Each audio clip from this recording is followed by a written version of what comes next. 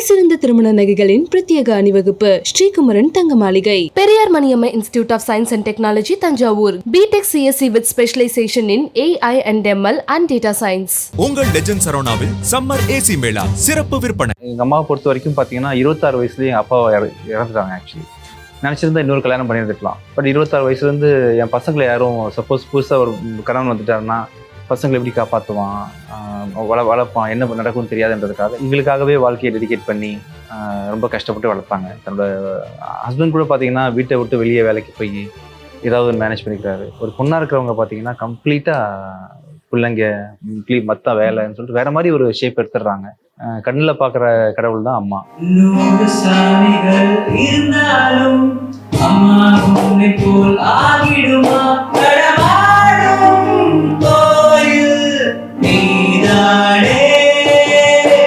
Wife particularly இந்த ஒரு டஃப்பான டைம்ல அவங்க எந்த அளவுக்கு ரொம்ப டஃப்பா இப்போ கூட அந்த ட்ராமால இருந்து வெளியே வரல. அவங்க ஆக்சுவலா ரொம்ப உடஞ்சி போய் கண்டினியூஸாக அழுது இருந்திருக்காங்க. இப்போ கூட அவங்க ஸ்லோவாக தான் ரெக்கவரி ஆகிட்டு இருக்காங்க. அப்போ வந்ததுலேருந்து இப்போ நல்லா இருக்காங்க. அவங்க கேட்பா பர்த்டே வருது சர்ப்ரைஸ் கொடுக்க மாட்டேங்கிறேன்னு சொன்னா இப்படி அது எழுதி சொல்றது ஐ லவ் யூ. ரொமான்ஸ் இன்னும் வரணும் சார். வரணும், அதான் இம்ப்ரூவ் பண்ண ட்ரை பண்ணுறேன் நானும். நான் பிச்சைக்காரனா வாழ்றது வந்து எனக்கு ரொம்ப ஈஸி. இன்ஃபேக்ட் ஒரு வாய்ப்பு கிடைச்சா நான் இப்போ இன்னும் ஒன்றுமே இல்லாமல் போயிட வேண்டியதான். இப்போ நான் ஒரு மாதிரி தெரியுறேன் பார்க்குறது, இன்னும் வித்தியாசமாக இருக்காரு, தெரியுது அப்படின்ற. அதுக்கு எல்லாத்துக்கும் காரணம் அவங்க அந்த டைமில் எனக்கு ஏற்பட்ட அவமானங்களும் இன்சிடென்ட்ஸும் தான் காரணம். இப்போ கூட எனக்கு ஏ லெவலில் சில விஷயங்கள் இருக்கும் இல்லையா, அவன் பெரிய இவன் மாதிரி பேசும்போது அப்படி பார்த்துட்டே இருப்பேன். சரிங்க சார், கண்டிப்பாக. Thank you sir, bye sir.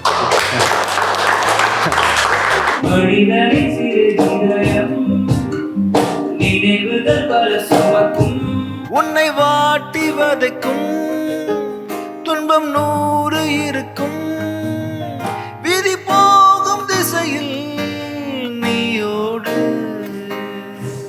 100 சாமிகள் இருந்தாலும் அம்மா உன்னை போல் ஆகிடுமா, கோடி கோடியாய் கொடுத்தாலும் நீ தந்த அன்பு கிடைத்திடுமா, ரத்தத்தை நான் தந்தாலுமே உன் தியாகத்துக்கு ஈடாகுமா, நான் பட்ட கடன் தீர்ப்பேன் என்றால் ஓதன்பு போலாகுமா, நடமாடும் கோயில் நீதானே, 100 சாவிகள் இருந்தாலும் அம்மா உன்னை போல் ஆகிடுமா, கோடி கோடியாய் கொடுத்தாலும் நீ தந்த அன்பு கிடைத்திடுமா.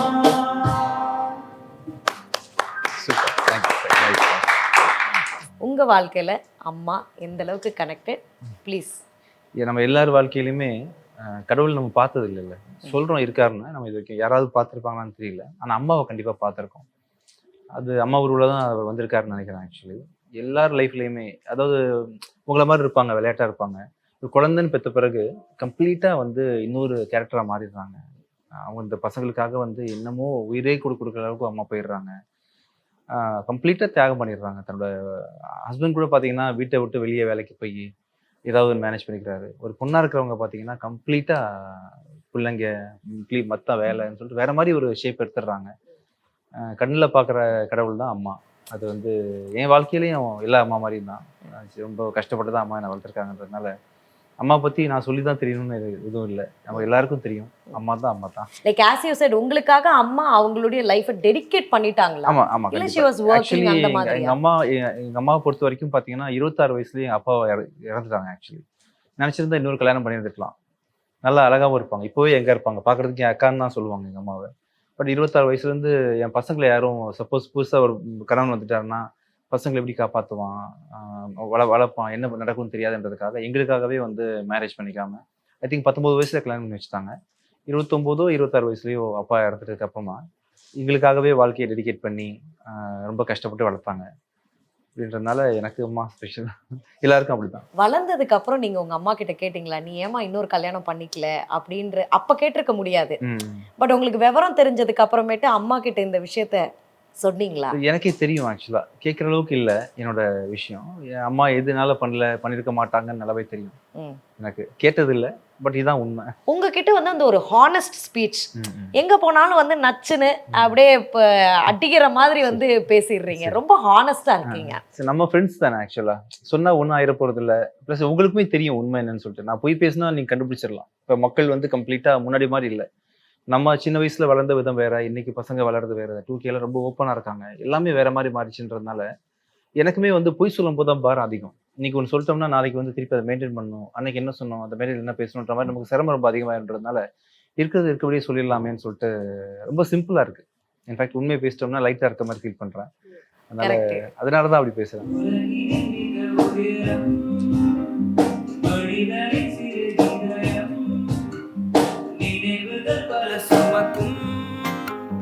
நிஜத்தினில் எது நடக்கும், விரல் நீட்டும் திசையில் ஓடாது நதிகள், விதி போகும் திசையில் நீ ஓடு.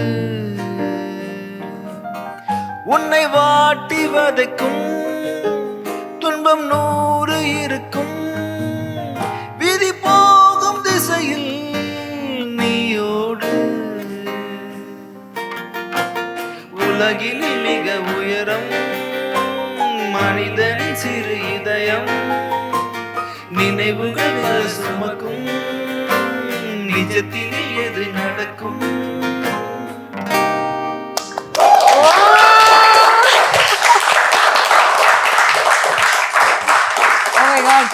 ட்ரூ ஃபேன்ஸ் வந்து இருக்காங்க அப்படின்னு நினைக்கிறேன். ஓகே சார், இப்போ நீங்களே சொன்னீங்க நான் எடிட்டிங் பண்ணுறேன், நான் வந்து டிரெக்ஷன் பண்ணுறேன் அப்படின்னு சொல்லிட்டு. ஆப்வியஸ்லி இந்த கேள்விகளை வந்து நிறைய பேர் கேட்டிருப்பாங்க. இருந்தாலும் நான் வந்து இன்னொரு பர்சன் கூட வந்து கம்பேர் பண்ணுறேன் வித் யுவர் பெர்மிஷன். டிஆர் அவர்கள் வந்து எப்படி எழுத்து, இயக்கம், நடனம், கதை எல்லாமே வந்து டிஆர் அப்படிங்கிற மாதிரி இப்போ மாடர்ன் ஏஜ் விஜய் ஆண்டனி அவர்கள் வந்து இருக்கிறாப்புல எல்லா வேலையும் வந்து பார்த்துட்டு. இல்லை, அவர் வந்து கொஞ்சம் வேற ஸ்டைல். ஏன்னா அவர் மட்டும் தான் கடைசி வரைக்கும் பண்ணார். அவர் படத்துல எல்லாமே அவர் தான் பண்ணுவார். எனக்கு அப்படி பண்ணணும்னு ஆசைலாம் கிடையாது. இன்னைக்கு டேட்ல எனக்கு வந்து அதை பண்றதுக்கு ஆள் கிடைக்கலன்றதுனால பண்றேன். இப்போ நான் கூட என்னோட படங்கள்ல வந்து மியூசிக் வந்து மற்றவங்கள பண்ண விட்டுருக்கேன். நான் ப்ரொடியூஸ் பண்ணும்போதே பண்ணியிருக்கேன். இப்போ ரீசெண்டாக பார்த்தீங்கன்னா 5-6 படத்துக்கு வந்து மற்றவங்க தான் மியூசிக் பண்ணாங்க. அப்புறம் எடிட் பண்றாங்க, நிறைய பேர் பண்றாங்க. இந்த ப்ராஜெக்ட் நான் டைரக்ட் பண்றேன்றதுனால பண்றேனே தவிர்த்து அவர் மாதிரி நான் வந்து ஆகணும்னு விரும்பல. அவர் கம்ப்ளீட்டா எல்லாமே அவரே பண்ணும். கேமரா பண்ணியிருக்காரு, டான்ஸ் மாஸ்டர் அவரு, அப்புறம் நிறைய ஃபைட் மாஸ்டர் அவரு. அதனால நான் அப்படி கிடையாது. நான் ஏதோ நம்ம லெவல்ல ஒரு 3 டிபார்ட்மெண்ட் வச்சிருக்கேன். அவ்வளோ 3 டிபார்ட்மெண்ட். Okay sir. இப்போ நீங்க வந்து நீங்க ஒரு படத்துல நடிக்கும்போது டிரெக்டர் இருக்கும்போது அவர் வந்து உங்களுக்கு இந்த மாதிரி கரெக்ஷன் சொல்லுவாப்ல, இந்த இடத்துல இந்த ரியாக்ஷன் கொடுங்க, அந்த இடத்துல இதை கொஞ்சம் கம்மி பண்ணிக்கோங்க அப்படின்னு. இப்போ நீங்களே ஒரு கேரக்டர் பண்றீங்க, நீங்களே டிரெக்ட் பண்றீங்க அப்படிங்கிறப்போ எப்படி sir, like how do you make justification to what you do? ஆக்சுவலாக இனிஷியலாக ஒரு 10 படம் நான் தான் ப்ரொடியூஸ் பண்ணேன். ஸோ அப்படின்றதுனால எனக்கு எவ்வளோ வருமோ அதை மட்டும் லிமிட்டாக வச்சு ஒரு செட் பண்ணி, இப்போ வரக்கூடிய டேரக்டர்ஸ் பெருசாக எதிர்பார்க்கறதே இல்லை. இவர் இவ்வளோதான்ப்பா அப்படின்னு சொல்லிட்டு ப்ரிப்பேர் பண்ணிட்டு வரதுனால இப்படி பண்ணுங்க சார்ந்து கேட்குற மாதிரி இல்லை ஆக்சுவலாக. ஏன்னா என்னோட லிமிட் தெரியும் அவங்களுக்கு. நான் டைரக்ட் பண்ணி மற்றவங்கள பண்ணும்போது ரொம்ப ஈஸியாக இருந்துச்சு. இன்ஃபேக்ட் நான் உங்களை வச்சு நான் டைரக்ட் பண்ணுறேன், மற்ற ஆக்டர்ஸ் வச்சு டைரக்ட் பண்ணுறேன், ரொம்ப ஈஸியாக பண்ண முடியும். ஏன்னா நான் ஃப்ரேமில் பார்க்குறேன்ல, இல்லை கொஞ்சம் தலையை குனிஞ்சிக்குங்க, ரைட்டில் திரும்புங்க, லெஃப்ட்டில் திரும்புங்க, போதும் சிரிக்காதீங்க அப்படின்ற மாதிரி கண்ட்ரோல் பண்ண முடியும். நான் என்ன வச்சு பண்ணும்போது கொஞ்சம் ப்ராப்ளம்ஸ் எனக்கு இருந்துச்சு. நான் ஃப்ரேமில் என்ன பண்ணுறேன், என்ன பண்ணால் எப்படி ரியாக்ட் ஆகுதுன்னு எனக்கு, நான் வெர்சிட்டி ஆக்டர் கிடையாது இல்லையா, ஒரு சட்டிலாக இதை மேனேஜ் பண்ணுறேன். எனக்கு வந்து நான் எப்படி நிற்கிறேன், எப்படி ஹேண்டில் பண்ணுறேன்றத ஒவ்வொரு ஷாட்டும் முடிச்ச பிறகு தான் போய் பண்ணி பார்க்கணும். சம்டைம்ஸ் டேரக்டர்ஸ் வந்து ஓகே அப்படின்றவாங்க பார்த்துட்டு இருக்கும்போது. நான் என்னோட ஷாட்டை பண்ணி முடிச்சுட்டு பார்த்தா தான் ஓகே சொல்ல முடியும். நடிகனாக இருக்கிறேன்றதுனால நான் வந்து டேரக்டரோட டிசிஷனை வந்து இங்கேயே இருக்க முடியாது. அங்கே போய் பார்த்துட்டு ஓகே அப்படின்னு தான் சொல்லுவேன். ஏன்னா நான் மட்டும் இல்லை இல்லையா, ஃப்ரேமில் இன்னொருத்தர் இருக்காரு. நான் எப்போ குனிஞ்சேன், நான் எப்போ குனியும் போது அவர் எப்போ ரியாக்ட் பண்ணாரு, அதெல்லாம் பார்த்துட்டு தான் ஓகே சொல்ல முடியுன்றதுனால ஒரு டபுள் ஒர்க் மாதிரி இருந்துருச்சு எனக்கு ஆக்சுவலி. ஸோ நான் மற்ற போர்ஷன்ஸை டைரக்ட் பண்ணும்போது கொஞ்சம் ஈஸியாக இருந்துச்சு எனக்கு. மற்றவங்கள வச்சு பண்ணும்போது நல்லா இருந்துச்சு என்னை விட. அது ஓகே. அப்போ நீங்க வந்து வீடியோ அவுட்லாம் பார்க்கும்போது தான் உங்களுக்கே தெரியும் நான் என்ன பண்ணியிருக்கேன் அப்படிங்கிறது. எப்படி வந்திருக்கு, நான் பண்ணும்போது அவங்க என்ன பண்ணாங்கன்ற மாதிரிலாம் பார்க்க முடியாது. Nice nice. ஸோ இன்னும் நிறைய நம்ம வந்து பிச்சைக்காரன் 2 பற்றி நம்ம பேசுவோம். ஆனால் அதுக்கு நடுவில் வந்து என்னன்னா, விஜய் ஆண்டனி அவர்களை வந்து கலாட்டாவுக்கு எந்த அளவுக்கு பிடிக்குமோ தமிழ்நாட்டு மக்களுக்கு நிறையவே பிடிக்கும். ஒரு ஆடியோ வச்சிருக்கோம் நாங்கள். ஸோ அதை நீங்க வந்து கேட்டீங்கன்னா நல்லா இருக்கும். உனக்கு அடிப்பட்டு செமப்பா, நீ நல்ல படாத்தியாப்பா, பணக்கார நீ, பிச்சை எடுக்க போடியாப்பா, நீ உன் அம்மா உயிரை காப்பாற்றுக்கோசோ ஏ செல்லமே, நான் அடிப்பட்டு செமப்பா உனக்கு அப்படி வைப்பா செல்லம், நல்லா பார்த்துக்க உடம்புனா. இந்த லவ்க்கு என்ன சொல்ல விரும்புறீங்க? நான் இதுக்காக ஆக்சுவலாக நிறைய இன்டர்வியூவில் சொல்லியிருக்கேன், நான் மியூசிக் பண்ணுறதை விட நடிக்கிறத விரும்புகிறேன். ஏன்னா மியூசிக் பண்ணும்போது கூட அவங்க மியூசிக் பிடிக்கும்னு சொல்லுவாங்க, ஆக்டர் ஆன பிறகு உங்களை பிடிக்கும்னு சொல்ல ஆரம்பிச்சிருக்காங்க. அதுக்கு காரணம் வந்து இந்த ஸ்கிரிப்ட் செலெக்ஷன், இந்த மாதிரி விஷயங்கள் தான். ஸோ அது வந்து இந்த அளவுக்கு சேர்ந்துருக்கு. அவங்க சொல்லும்போது எனக்கே ரொம்ப எமோஷனலாக இருந்துச்சு, இவ்வளோ தூரம் சேர்ந்துருக்கு மக்களுக்குன்னு சொல்லிட்டு. ரொம்ப சந்தோஷமாக இருக்குது. நான் மோர் தென் சேலரி, மோர் தென் மணி, மோர் தென் ஃபேம் எல்லாத்தையும் தாண்டி மக்களோட அபிமானம் கிடைச்சது வந்து ரொம்ப பெரிய பாக்கியமாக நினைக்கிறேன். ரொம்ப சந்தோஷமா இருக்கு. திடீர்னு வந்து நியூஸ்ல ஃபிளாஷ் ஆகுது, இந்த மாதிரி விஜய் ஆண்டனி அவர்களுக்கு இப்படிலாம் ஆயிடுச்சு அப்படின்னு சொல்லிட்டு. என்ன ஆச்சு? What really happen? என்ன ஆச்சு, நான் பிச்சைக்காரனோட ஷூட்டிங்காக மலேசியா போயிருந்தேன். ஏதோ ஒரு ஊர் லங்காவி அப்படின்ற இடத்துல வந்து ஒரு பெரிய கடல்ல ஜெட்ஸ்கில நானும் ஹீரோயினும் டிராவல் பண்றோம். இன்னொரு போட்ல இருந்து எங்களை கேப்சர் பண்றாங்க. பயங்கர ஸ்பீட்ல வந்து வண்டி ஓட்டிட்டு போயிட்டு இருக்கும்போது அந்த போட்ல இருந்து அவங்க கேப்சர் பண்ணும்போது அந்த போட்டை ஒட்டி போனா அந்த கேமராக்கு நல்ல விஷுவல் கிடைக்கும்ன்றதுக்காக போட்டை ஒட்டி டிராவல் பண்றாங்க. ஃபர்ஸ்ட் ரவுண்ட் முடிச்சிட்டோம், இன்னொரு ரவுண்டு நம்ம கொடுத்துடலாம், இன்னொரு பெஸ்ட் விஷுவல் கிடைக்கதான்னு பார்ப்போம், இன்னும் கொஞ்சம் க்ளோஸாக போகலான்னு சொல்லிட்டு ஒரு ரிஸ்க் எடுத்து என்ன பண்ணிட்டேன், கரெக்டாக தான் போயிட்டு இருந்தேன். ஒரு பாயிண்ட்டுக்கு அப்புறம் ஞாபகம் இல்லை என்ன நடந்துச்சுன்னு சொல்லிட்டு. ஐ திங்க் வேவ் தூக்கியிருக்கான்னு தெரியல, தூக்கினதுனால எனக்கு கண்ட்ரோல் போய் என்ன பண்ணிட்டேன், நேராக போட்டில் போய் மோதிட்டேன். போட்னா வளைவா இருக்கும் இல்லையா எட்ஜு, மோதினதுல நேராக இங்கே அடிச்சு மூக்க உள்ள போயிடுச்சு. இந்த ஜா இருக்கு இல்லையா, அப்படியே கீழே விழுந்துருச்சு. அங்கேருந்து நிறைய கடல் அப்படியே அன்கான்சியஸாக விழுந்து உள்ளே போயிட்டேன். ஒருவேளை கான்சியஸ்னஸ் இருந்திருந்தா கூட நம்ம கை காலை ஆட்டி இருந்திருப்போம், உள்ள மாறி இருப்போம் போட்டு. கான்சியஸ் இல்லைன்றதுனால உள்ள போயிட்டு தானா பாடி வெளியே வந்திருக்கு. ஆக்சுவலாக வெளியே வந்தப்போ அந்த அசிஸ்டன்ட் கேமராமேன் ஒருத்தர் நம்ம படத்தோட ஹீரோயின் எல்லாம் சேர்ந்து தூக்கி போட்டு காப்பாற்றி கொண்டு வந்து வச்சு, ஒரு கண் வேற ஸ்க்ராட்ச் ஆயிடுச்சு ஒரு பக்கம் எல்லாம் ஆகி. ஒரு நாள் கழிச்சு கண்ணை முடிச்சு பார்த்தேன், எனக்கு ஒன்றும் தெரியல. சுற்றி எல்லாம் பார்த்து பயத்தில் நிற்கிறாங்க. ஏன் நிற்கிறாங்க, எல்லாம் ஓகே தானே, கவலைப்படாதீங்க, ஆக்சிடென்ட் அப்படி தான் நான் சாதாரணமாக நினச்சிக்கிட்டேன். என்னமோ தட்டி விழுந்துருக்கேன் போட்டிருக்குன்னு நினச்சிக்கிட்டேன். ஆக்சுவலாக அப்புறம் லேட்டராக நம்ம கரண்டியை பார்க்கும்போது தான் தெரியுது என்ன இருக்குன்ற விஷயம். இப்போ கூட பார்த்தீங்கன்னா கொஞ்சம் இந்த பக்கம் உள்ளே போயிருக்கோம், நிறைய விஷயங்கள் இருக்கு. பேசும்போது கூட சில டிஸ்கம்ஃபர்ட்ஸ் இருக்கு எனக்கு. ஆமா, கொஞ்சம் வார்த்தைகள்ல பேசும்போது ஒரு இது வருது. நிறைய இங்கெல்லாம் ஒரு 9 பிளேட்டோ 8 பிளேட்டோ வச்சிருக்காங்க முகத்தில். பட் அதெல்லாம் ஒன்றும் இல்லை, மனசு ரொம்ப நல்லா இருக்கு. அதுக்கப்புறமா எனக்கு என்ன சொல்றதுன்னு தெரியல சார். பிகாஸ் நீங்க அதை வந்து ரொம்ப ஒண்ணுமே நடக்காத மாதிரி வந்து நீங்க சொல்றீங்க. என்னமோ ஆக்சுவலா உண்மையிலேயே வந்து ஆக்சிடென்ட்டுக்கு அப்புறமா என்னோட நான் பிஹேவ் பண்றது, நான் நினைக்கிறது எல்லாமே கொஞ்சம் மாறின மாதிரி தெரியுது. பாசிட்டிவா இருக்கு எல்லாமே. இது ஒண்ணும் இல்லை, உடம்பு தானே, பிரச்சனை கிடையாது, பாத்துக்கலாம். அது சரி. விஜய் ஆண்டனிக்கு ஒரு வில் பவர் இருக்கு பாரு, அதை வந்து அது தவிர்க்க முடியாது, அது அவர்கிட்ட இருக்கும் எப்போதும் அப்படின்ட்டு இருந்தாங்க. அந்த வில் பவர் எங்க இருந்து இவ்வளோ தெரியலையப்பா. எனக்கு நிறைய பார்த்துட்டேன் சின்ன வயசுல இருந்து. அதனால புதுசா எதுவும் துன்பம் பிரச்சனைகள்ன்ற மாதிரி இல்லை, ரொம்ப ஜீரோல இருந்து வந்திருக்கிறோம். நம்ம இருந்த இடத்துக்கு இங்கே இருக்கிற இடம் வந்து எங்கேயோ இருக்கு ஆக்சுவலி. அப்படின்றதுனால எனக்கு வந்து இதுக்கு மேல இழக்கிறதுக்கும் ஒன்றும் இல்லை. ஆக்சுவலா வந்தாலும் பெருசா தேவைப்படலன்ற மாதிரி ஏதோ ஒரு மாதிரி ஒரு மூட்ல இருக்கேன், என்னன்னு தெரியல. வில் பவர்னு கூட சொல்ல முடியாது, நான் இப்படிதான் சாதாரணமாக தான் எடுத்துக்கிறேன் எல்லாத்தையும். அதான் வில் பவர்னா கூட அது வைராக்கியமா போட்டு நம்ம அழுத்துற விஷயம். ஆக்சுவலி நம்மளை ப்ரெஷர் கொடுக்கவே நான் இல்லைன்னா நான் கேஷுவலா விட்டேன் எல்லாத்தையும். வில் பவர்னு கூட சொல்ல முடியல. ஓகே, இதுவும் இன்னைக்கு ஒரு கெட்ட நேரம் அப்படிங்கிற மாதிரி. கெட்ட நேரம் கூட நடக்கல. அது எனக்கு அதிகபட்சம் ஒரு கெட்ட நேரம்னா அந்த படம் 1 month பிஃபோர் ரிலீஸ் ஆக வேண்டிய விஷயம் 1 month லேட்டரா ரிலீஸ் ஆகுது, அவ்வளவுதான். நிறைய கத்துக்கிட்டேன். ஸோ முகம் வந்து இன்னொரு ஷேப்பா மாறப்போகுது. ஆக்சுவலி பாத்தீங்கன்னா பிஃபோர் 20 years நான் ஆக்டர் ஆகிறதுக்கு முன்னாடி வேற மாதிரி இருப்பேன் பாக்குறதுக்கு. ஆக்டர் ஆன பிறகு தாட் ப்ராசஸ் மாறுது. என்ன நான் இது பண்றதுக்காக சில விஷயங்கள் முகத்துல பண்ணிக்கிட்டேன், மாறிட்டேன். இப்போ அடுத்த சேஞ்ச் ஆஃப் ஃபேஸ் எனக்கு வரப்போகுது. இன்னும் ப்ராப்பரா சரியாகல முகம். அதுக்கான ட்ரீட்மெண்ட் போயிட்டு வரும்போது இன்னொரு ஆளா நான் நடிக்க போறேன். ஸோ வெரைட்டியா 3 கெட்டப்ல வந்து ஒரே வாழ்க்கையில ஒருத்தர் இருந்திருக்காரு. கண்டிப்பா பாசிட்டிவா தான் இருக்கு. சும்மாவே வெரி நைஸ். ஆனா நீங்க வில் பவர் அப்படின்னு வந்து சொல்றீங்க. எனக்கு 2 விஷயம். அந்த டைம்ல உங்களுக்கு என்ன தோணுச்சு? Okay, this is my last day அப்படிங்கிற மாதிரியான தாட்ஸா? 2வது கேள்வி வந்து நீங்க தைரியமா இருக்கீங்க, ஓகே, ஆனா ஒய்ஃப் வீட்டுல எல்லாம் ஷாக்கா இருந்தாங்க. நான் வந்து சத்தம் போடுறேன், எல்லாரையும் போட்டு சத்தம். என்ன இந்த டைம்ல அவன் கோவப்படுறான், கத்துறான், எதுக்கு சத்தம் போடுறேன், நல்லா இருக்கேன்ல, புரிஞ்சுக்க மாட்டீங்களா அப்படின்னு கத்துறேன். அப்போ வந்து ஸ்டேபிளா இருக்காரு மைண்டுக்குள்ள அப்படின்னு. அவங்க தான் நான் பயந்துட்டு இருந்தேன்னா எப்படி இருக்கும், அப்படிலாம் நான் இல்லை. ஆக்சுவலா வெரி நெக்ஸ்ட் டே பெட்ல வாய் கூட இல்லை எனக்கு. ஆக்சுவலா வாய் ஒட்டி இருந்தா தான் பேச முடியும். அதுல கூட கம்யூனிகேட் பண்றேன், சம்திங் கம்யூனிகேட் பண்ணி கத்துறேன், இது நல்லா தான் இருக்கேன்னு சொல்ல வரேன். இந்த வாயை வச்சு என்ன பேச முடியுமோ பேசிட்டு நல்லா தான் இருக்கேன்றதுனால அந்த ஃபோர்ஸ் அவங்களுக்கு நம்பிக்கை கொடுத்துச்சு. ஆக்சுவலி நல்லா தான் இருக்கேன். Actually super sir, very nice. Wife நாங்கள் நிறையவே கேள்விப்பட்டிருக்கோம், அவங்க ஃபர்ஸ்ட் ஸ்டார்டிங்லேருந்தே உங்களுக்கு ஒரு மிகப்பெரிய சப்போர்ட்டாக இருந்திருக்காங்க அப்படின்னு சொல்லிட்டு. பர்டிகுலர்லி இந்த ஒரு டஃப்பான டைம்ல அவங்க எந்த அளவுக்கு? ரொம்ப டஃப்பா. இப்போ கூட அந்த ட்ராமாலேருந்து வெளியே வரல அவங்க. ஆக்சுவலா அன்னைக்கு என்னன்னா அவங்க இங்கே இருந்தாங்க, நான் மலேசியாவில் இருந்தேன். லோக்கல்னா கூட வந்து பார்த்துடலாம், உடனே வந்து பார்க்க முடியாது.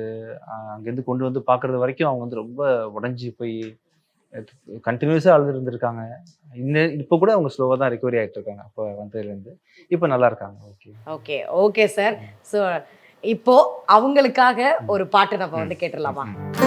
தோழியா என் காதலியா யாரடி என் கண்ணே, தோழியா என் காதலியா யாரடி என் கண்ணே, மடி மீது தூங்க சொல்கிறாய், தோள் மீது சாய்ந்து கொள்கிறாய், நெருங்கி வந்தால் நண்பன் என்கிறாய், ஓ பெண்ணே ஏனடி என்னை கொள்கிறாய், தனனனாலே தனனனா விழுது போல் நான் எரிகிறேன், என்னை நானே செய்வாய், கனவிலே நீ வருகிறாய், தனனனா நனனா தனனனே நனனா தனனனா தனனனா தோழியா என் காதலியா யாரடி என் பெண்ணே, தோழியா என் காதலியா யாரடி என் கண்ணே. பிரிஞ்சா பண்ண சொல்கிறேன் அப்படிலாம் நீங்கள் நினச்சிடாதீங்க. உங்கள் ஒய்ஃப்க்கு வந்து ஒரு லவ் நீங்கள் வந்து சொல்லணும், இல்லை ஒரு ஐ லவ் யூ சொல்லணும் இந்த டைமில் அப்படின்னா எது தாட்ஸ் வருதா? எனக்கு ஆக்சுவலாக இது இல்லை, எனக்கு இந்த ஃபார்முலா எனக்கு சொல்ல தெரியாது. அவன் கேட்பா பர்த்டே வருது சர்ப்ரைஸ் கொடுக்க மாட்டேங்கிறேன்னு சொன்னா எப்படி அது ஐ லவ் யூ சொல்றது? ஐ லவ் யூ என்ன கேட்ட உடனே கொடுத்துட்டேன் பச்சரிசி அப்படிங்கிற மாதிரிங்க அவருக்கு. அது எப்படி சொல்லணும்னு கற்றுக்கணும். ஆக்சுவலாக 2K கிட்ஸ் வந்து கற்றுக்கணும். ஓகே ஓகே அது அது ரொமான்ஸ் இன்னும் வரணும் சார். வரணும், அதான் இம்ப்ரூவ் பண்ண ட்ரை பண்ணுறேன் நானும். படம் முடிச்ச பிறகு கம்ப்ளீட்டா எல்லாரையும் கூட்டிட்டு ஒரு மாசம் 2 மாசம் ஃபாரின் போயிடலான்றது. சூப்பர், தயவு செய்து வந்து போயிட்டு வாங்க. இந்த படத்துல கொஞ்சம் ரொமான்ஸ் தூக்கலா இருக்கு. நிறைய நிறைய இருக்கு. இருக்கா சார்? இருக்கு. இம்ப்ரூவ் ஆயிட்டீங்க தானே? நடுவுலயே இந்தியா பாகிஸ்தான் டைம், அதாவது 3வது படம் எனக்கு. ஃபர்ஸ்ட் படம் வந்து நான், செகண்ட் படம் சலீம், தேர்ட் வந்து இந்தியா பாகிஸ்தான். அதுல ட்ரை பண்ணேன், அந்த படம் சரியா ஓடலன்றதுனால ரொமான்ஸை குறைச்சி சீரியஸ்னஸ் தூக்கிட்டாங்க. இல்ல சார், எங்களுக்கு ரொமான்ஸ் வேணும், பண்றோம். வயசாச்சு, இதுக்கப்புறம் என்ன பண்றதுன்னு தெரியல. பாப்போம். அடுத்த ஃபேன்ஸ் லவ்க்கு வந்து நம்ம வந்து போயிடலாமா? ஹாய், நான் இந்த மாதிரி மணிமாலை தொழில் பார்க்குறேன், வியாபாரம், பிளாட்ஃபார்ம் கடையில், பாண்டி பஜார் பிளாட்ஃபார்ம் கடையில். நான் வந்து விஜய் ஆண்டனி சார் படம் நிறையா பார்ப்பேன். அதுலேயும் நான், சலீம், இந்த படம் ரொம்ப பிடிக்கும். அதில் ரொம்ப ரொம்ப பிடிச்ச படங்கிறது எனக்கு பிச்சைக்காரன். பிச்சைக்காரன் அதில் சொன்ன ஒரு டயாலக்கை இந்தியாவிலேயே ஒரு மாற்றம் கொண்டு வந்துருச்சு. பணம் முடக்கம் வந்தது, 500-1000 ரூபா நோட்டு ஒழிச்சு. அதனாலே அந்த படம் எனக்கு ரொம்ப பிடிக்கும். இப்போது நாங்கள் வந்து டெய்லி அன்றாட பொழுப்பு எங்களுக்கு எப்படி ஒரு நாள் பொழுப்பு. ஆனால் நீங்கள் இப்போ 30 நாள் பிச்சைக்காரனை வாழ்ந்தீங்க, 3 மாதம். அதே மாதிரி ரியல் லைஃப்பில் உங்களால் வாழ முடியுமா? பிச்சைக்காரனாக இருக்க முடியுமா? அப்படி பிச்சைக்கார மாதிரி வாழ்ந்தீங்கன்னா நீங்கள் எப்படி அந்த லைஃப்பை ஸ்பேஸ் பண்ணுவீங்க? நம்ம சொன்னால் உங்களுக்கு புரியுமான்னு தெரியல. எல்லாருமே பிச்சைக்காரங்க தான் வாழ்க்கையில். அவங்க வந்து பிச்சைக்காரங்க வந்து சிக்னலில் பணம் கேட்குறாங்க, நம்ம வந்து வாய்ப்பு கேட்குறோம், கடன் கேட்குறோம், நான் லவ் பண்ணுறியான்னு கெஞ்சிரும் ஒரு பொண்ணுக்கிட்ட, இந்த பொண்ணு ஒரு பையன்கிட்ட கெஞ்சிரா, யாராவது அன்பு பண்ண மாட்டாங்கன்னு ஏங்குறோம். எல்லா விதத்துலேயும் வந்து வேலைக்கு அப்ளை, நம்ம அப்பா இருக்காங்களே, நம்ம கம்ஃபர்டபுளாக இருக்கோம், ஆனால் நம்ம பிள்ளைக்கு சான்ஸ் கொடுங்க, பிள்ளைக்கு வந்து ஒரு நல்ல காலேஜ் சீட்டுக்காக அப்பா வந்து பிச்சை எடுக்கிறாரு அப்படின்ற மாதிரி எல்லாருமே வந்து அதை பண்ணுறோம். ஆக்சுவலி ஆல்மோஸ்ட் அவங்களுக்கும் நமக்கு வித்தியாசம் என்னென்னா, அவங்களுக்கு வீடு இல்லை, நமக்கு வீடு இருக்குது. இன்னொன்று பார்த்தீங்கன்னா, இன்னொருத்தருக்காக வாழணும், நீட்டாக ட்ரெஸ் பண்ணிக்கணும், மேக்கப் போட்டுக்கணுன்ற கமிட்மெண்ட்லாம் இல்லாமல் ஃப்ரீயான சோலாக அலைகிறாங்க. ஒரே ஒரு ப்ராப்ளம் அவங்களுக்கு என்னென்னா, 3 வேளை சாப்பாட்டுக்கு உத்தரவாதம் முடியாது, அந்தளவுக்கு மக்கள் இல்லை, ஆல்மோஸ்ட் அவங்கள ஃபீட் பண்ணுறாங்கன்ற மாதிரி. ஸோ நான் பிச்சைக்காரனா வாழ்றது வந்து எனக்கு ரொம்ப ஈஸி. இன்ஃபேக்ட் ஒரு வாய்ப்பு கிடைச்சா நான் என்னப்போ ஒன்றுமே இல்லாமல் போயிட வேண்டியதான், அவ்வளவுதான். ஆனா என்ன, உங்க பின்னாடி வந்து ஒரு 1000 பேர் வந்துருவாங்க. இந்த ஊர்ல முடியுதான் தெரியாது, மேபி வெளியூர்ல எங்கேயாவது போயிட்டு ஒரு ஃப்ரீயா இருக்குன்னு சொன்னா ஜாலியா இருக்கலாம். ஜாலியானா அதை ஈஸியா சொல்ல வரல, மன நிம்மதியோட சாதாரணமா மக்களோட மக்களா ஒரு ஓரமா படுத்துக்கிட்டு அப்படி இருக்கலாம். ஆக்சுவலா நான் எல்லாரும் முடியுமான்னு தெரியல, பட் நான் எனக்கு வந்து அது ரொம்ப பிடிக்கும். தனிமையும் அந்த மாதிரி இருக்கிறதும் பிடிக்கும். நான் இருக்கேன். ஓகே சார், இப்போ அடுத்த ஃபேன்ஸ் லவ் வந்து நம்ம கேட்டுடலாம். எனக்கு விஜய் ஆண்டனியை ரொம்ப பிடிக்கும். மக்காயலா சாங் கேட்டதுலேருந்து எனக்கு அவரை பிடிக்கும். எனக்காக அவர் வந்து உசுமுலாரிசே சாங் பாடினா ரொம்ப சந்தோஷப்படுவேன். தேங்க்யூ. ஏ செதுக்கி எடுத்த சிலைய போல் குலுக்கி தள்ளுக்கி நிக்கிறியே, வளைஞ்சு நெளிஞ்சு குலைஞ்சு தான் வயசுல தீய வைக்கிறியே. கண்டுபிடி கொட்டு கண்டுபிடி மச்சங்கள் தன்ன கண்டுபிடி, விட்டு பூடி என விட்டு பூடி மிச்சத்தை கொஞ்சமா விட்டு பூடி. திரண்டு நிக்கிற அழகு நீ அன்னைய தொடர்க்க உதவு, டக்குன்னு என்னைய தழுவு வா, டக்குன்னு டக்குன்னு டக்குன்னு டக்குன்னு தீக்கிடு நிலவு தான் நனக்கு நனக்கு நனக்கு, டக்குன்னு என்னைய தழுவு வா, டக்குன்னு டக்குன்னு டக்குன்னு டக்குன்னு செதுக்கி எடுத்த சிலைய போல் குளிக்கு தள்ளிக்கு நிக்கிறியே, வளைஞ்சு தெளிஞ்சு தெளிஞ்சு தான் குழஞ்சு தெளிஞ்சு நிக்கிறியே. உசுமலார் செய்யணும் வரல, இப்போதான் வரப்போகுது. ரைட், 1 2 3. உசுமலாரசி உசுமலாரசி உசுமலாரசி யோ யோ, உசுமலாரசி உசுமலாரசி உசுமலாரசி யோ யோ, உசுமலாரசி உசுமலாரசி உசுமலாரசி யோ யோ, உசுமலாரசி உசுமலாரசி உசுமலாரசி யோ யோ. சார், அதாவது இந்த லிரிக்ஸ்ல வந்து டக்கு டக்கு டக்கு டக்குன்னு ஒண்ணு வரும். அது எப்படி ஃபேன்ஸ் கேட்டோடனே வந்து டக்கு டக்குன்னு பண்ணிடுறீங்களே சார்? நீங்க சொல்லக்கூடிய ஒரு வார்த்தையோ இல்ல ஒரு அட்வைஸோ என்னவா இருக்கும்? எல்லாரும் சந்தோஷத்தை வெளியே தேடாதீங்க. ஆக்சுவலா அது யாரும் கொடுக்க முடியாது, நம்மக்கிட்ட தான் இருக்கு. ஆக்சுவலி யாரும் கம்பேர் பண்ண வேண்டாம். எல்லாருக்குமே இப்போ இன்னைக்கு ஒரு பிரைம் மினிஸ்டருக்கும் ஒரு சீஃப் மினிஸ்டருக்கும் பெரிய பெரிய பணக்காரங்களுக்கும் ஏழைகளுக்கும் ஒரே பிரச்சனை தான். சந்தோஷன்றது வெளியே இல்லை, நிம்மதியில தான் இருக்கு அப்படின்ற மாதிரி. எல்லாம் ஹாப்பியா இருங்க, நமக்கு என்ன இருக்கோ அதில் ஹாப்பியா இருங்க. அப்புறம் மியூசிக் பண்ணணும்னு நினைக்கிறவங்க இல்லை நடிக்கணும்னு நினைக்கிறவங்க, வாய்ப்பு கேட்குறவங்க எல்லாருமே வந்து அவமானம் பார்க்காதீங்க. அது வந்து அந்த அவமானமோ உயர்வோ தாழ்வோ இன்னொருத்தவங்க கொடுத்து நமக்கு வரப்போறது இல்லை. நாம நம்மளை பத்தி என்ன நினைக்கிறோன்றதான் லைஃப்ல முக்கியமே தவிர்த்து இன்னொருத்தவங்க நம்மளை பத்தி என்ன நினைக்கிறாங்க. அதனால 4 பேர் வந்து ஒரு ஆஃபீஸ்ல போய் வாய்ப்பு கேட்டோம் நடிக்கிறதுக்கு, அங்க சரியா ட்ரீட் பண்ணல, உள்ள கூட விடல, ரொம்ப அப்படி பண்றாங்க இப்படி பண்றாங்க, எதையுமே தவறா நினைக்காதீங்க. அது வந்து அப்படிலாம் முட்டை முட்டை முட்டை உங்க மனசு அப்படியே இறுகி நீங்க அப்பதான் பர்சனாலிட்டியா மாறுவீங்க. நான் இப்ப நிக்கின்னு பேசிட்டு இருக்கேன்னா நான் பல வாசல் ஏறி இறங்கியிருக்கேன். ஆக்சுவலாக நடிகனா கூட இல்லை, நான் ப்ரொடியூஸ் பண்ணிட்டேன். பட் மியூசிக் டேரக்டராக சான்ஸ் ட்ரை பண்ணுறதுக்காக நிறைய இடத்துல ஏறி இறங்கியிருக்கேன், நிறைய நடந்திருக்கேன் லைஃப்பில். அப்படின்றதுனால அதெல்லாம் மாற்றி இப்போ நான் ஒரு மாதிரி தெரியுது, என்ன பார்க்குறது இன்னும் வித்தியாசமாக இருக்காரு தெரியுது அப்படின்ற. அதுக்கு எல்லாத்துக்கும் காரணம் அவங்க அந்த டைமில் எனக்கு ஏற்பட்ட அவமானங்களும் இன்சிடென்ட்ஸும் தான் காரணம். ஒரு சூப்பராக ஆக்கி விட்டுரும், மோல்டு பண்ணி விட்டுரும். அதெல்லாம் அப்படிலாம் நடக்கும்போது நீங்கள் வந்து ஜிம் போயிட்டீங்கன்னு வச்சுக்கோங்களேன், பெயின் இல்லாமல் இருக்கும் மசிலுக்கு பெயின் வந்தால் தானே நீங்கள் க்ரோ ஆகிறீங்கன்னு அர்த்தம் இல்லையா? அது வாழ்க்கையில் வந்து அந்த பெயின் வேணும். அந்த பெயின் தான் உங்களை வந்து ஒரு மாதிரி மாற்றி விடும். நாளைக்கு ஒரு குழந்தை பிறக்கும், அந்த குழந்தை எப்படி வளர்ப்பீங்க? அதுக்கு ஒரு பிரச்சனை வரும் ஸ்கூலில், எப்படி அட்வைஸ் பண்ணுவீங்க? நீங்கள் கடந்து வரணும் இல்லையா எல்லாத்தையுமே? அதனால எல்லாத்தையும் மேலேருந்து பாருங்கள், இது பார்ட் ஆஃப் தி லைஃப். அவ்வளோதான் நடக்கும்ன்றதுனால உள்ள காலையில் கண் முழிக்கும் போதே இன்னைக்கு 10 பாம்பு 10 தேள் 100 முதலையை பார்க்க போகிறோம் அப்படின்னு கண் முழிச்சு நீங்கள் ட்ராவல் பண்ணுங்க, லைஃப் ஜாலியாக இருக்கும். ஜாலியாக இருக்கும். Super super. ஏதாவது ஒரு இன்சிடென்ட் லைக் இப்போ நீங்கள் சொல்லணுன்ற அவசியம் கிடையாது தான், இருந்தாலுமே இப்படி நடந்ததுனாலே நான் வந்து அடுத்து வரணும்னு நான் நினச்சேன், இப்போ உங்கள் பின்னாடி இருக்கிறாங்களே அவங்களுக்கு அது ரொம்ப ஹெல்ப்ஃபுல்லாக இருக்கும் அப்படின்னு நினைக்கிறேன். எனக்கு வந்து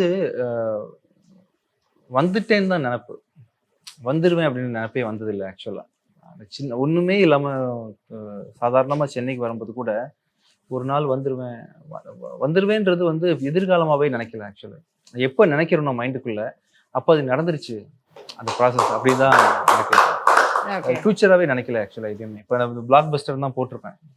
இப்போ 4 பேர் இதுக்குன்னு வந்து பிளாக் பஸ்டர் சொன்னீங்க, சுமாராதான படம் இருக்குது அப்படின்னு சொன்னால் கூட நான் சொல்லணும்டா பிளாக் பஸ்டர்னு அப்படின்ட்டு போயிடுவேன் ஆக்சுவலாக. ஸோ அதனால் எப்போ நீங்கள் உங்களை நம்புறீங்களோ முழுசா அப்போ இன்னொருத்தவங்க ரெக்கக்னிஷனுக்காக எதிர்பார்க்க வேண்டாம். ஸோ நீங்கள் ஏதாவது நம்புனீங்கன்னா முழுசாக நம்புங்க. பிச்சைக்காரன் பார்ட் 1ல் ஒரு டயலாக் இருக்கும், 47 நாள் வந்து ஒன்றுமே நடக்காத அம்மாவுக்கு சாக போகிறாங்கடா, சாவுக்காக நீ வந்து கூட இருடா அப்படின்னு சொல்லி என் ஃப்ரெண்டு கூப்பிடுவான். இன்னும் 1 நாள் இருக்குடா அப்படின்னு சொல்லி அந்த ஹீரோ சொல்லுவான். அப்போ வந்து ஹீரோ சொல்கிற டயலாக் ஞாபகம் இல்லை சரியா, நம்பிக்கையோட பலமே அதை முழுசாக நம்புறதுல தான் இருக்குது. எப்போ முழுசாக நம்புறீங்களோ அப்போ நடந்துருச்சுன்னு அர்த்தம் ஆக்சுவலாக. ஸோ நீங்கள் நம்புங்க. தண்ணி அறிதல்னு ஒரு விஷயம் இருக்கு இல்லையா, ஸோ எல்லாரும் முழுசாக நம்ப மாட்டாங்க, ஏன்னா அது நடக்காதுன்ற சந்தேகம் அவங்களுக்கு இருக்கும். மேபி அதுக்கு ஒர்த்தான ஆளாக அவங்க கூட இருக்கலாம். ஸோ எப்போ ஒருத்தன் முழுசாக நம்பிட்டானோ ஆட்டோமேட்டிக்காக அது நடந்துரும் அப்படின்றது தான் என்னோட. ஓகே. அதனால நான் வந்து நிறைய பேரை வந்து நான் சின்ன வயசுல காயம்பட்டேன், அதே இடத்துல நடந்து போய் நான் யாருன்னு காட்டுறேன் பாரு, அதெல்லாம் அவங்களாம் பாவமா தெரியுறாங்க எனக்கு. அவன் ஏதோ டென்ஷன்ல பேசிட்டான், அவனுக்கு தெரியாது நான் யாருன்னு. சரி, அவன் வந்து எல்லாரையும் பார்க்க முடியாது இல்லையா, அவனுக்கு ஒரு பிரச்சனை இருக்கும். அதனால யாரையும் வந்து திருப்பி பழிவாங்குற உணர்வு, ப்ரூவ் பண்ணி காட்டுற உணர்வு. சிரிச்சுப்பேன், சிலவன் வந்து பேசுவான். இப்போ கூட எனக்கு ஏ லெவல்ல சில விஷயங்கள் இருக்கும் இல்லையா, அவன் பெரிய இவன் மாதிரி பேசும்போது அப்படி பார்த்துட்டே இருப்பேன். இப்பவும் அதான் பண்ணுவேன், நேத்தும் அதான் பண்ணேன், நாளைக்கு அதை பண்ணுவேன் ஆக்சுவலா. ஏன்னா எனக்கு தெரியும் நான் யாருன்னு அப்படின்ற மாதிரி தான் அவர் கேரக்டர். ஸோ அதனால நீங்க வந்து யாரையும் இம்ப்ரூவ் பண்ணணும்னு நினைக்காதீங்க. உங்களுக்கான ஜேர்னி இது, உங்களை பத்தி தெளிவா தெரிஞ்சுக்கங்க. அவன் எவ்வளவு அடிச்சாலும் உங்களுக்கு ஒண்ணுமே ஆகாது.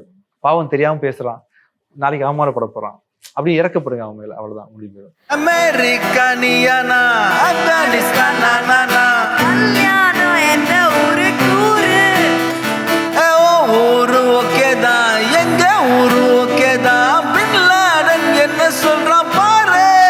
வந்தாட்டம் உலக வச்சா, ராட்டினம் போல் சொல்ல வச்சான், ஏற வச்சா இறங்க வச்சான், சொல்ல விட்டு மயங்க வச்சான், மயங்க எழுப்புடா எழுப்புடா எழுப்புடா, அடிக்கடா அடிக்கடா அடிக்கடா அடிக்கடா, இடுப்புல ஒரு கூத்து மடிப்புல ஒரு கூத்து, மனக்குள்ள தெரு கூத்து, உன்னை பார்த்தா தான் துடிக்கிற இடம் பார்த்து, தொடர்ந்து சரி பார்த்து, தனங்கன்னு தழங்கான்னு தமங்கானா, குத்து குத்து கும்பான் குத்து, நெஞ்சில் என்ன பச்சை குத்து. தலைசிறந்த திருமண நகைகளின் பிரத்யேக அணிவகுப்பு Srikumaran Thanga Maligai. Periyar Maniammai institute of science and technology Thanjavur. BTech CSC with specialisation in AI and ML and data science. உங்கள் லெஜண்ட் சரவணாவில் சம்மர் ஏசி மேளா சிறப்பு விற்பனை.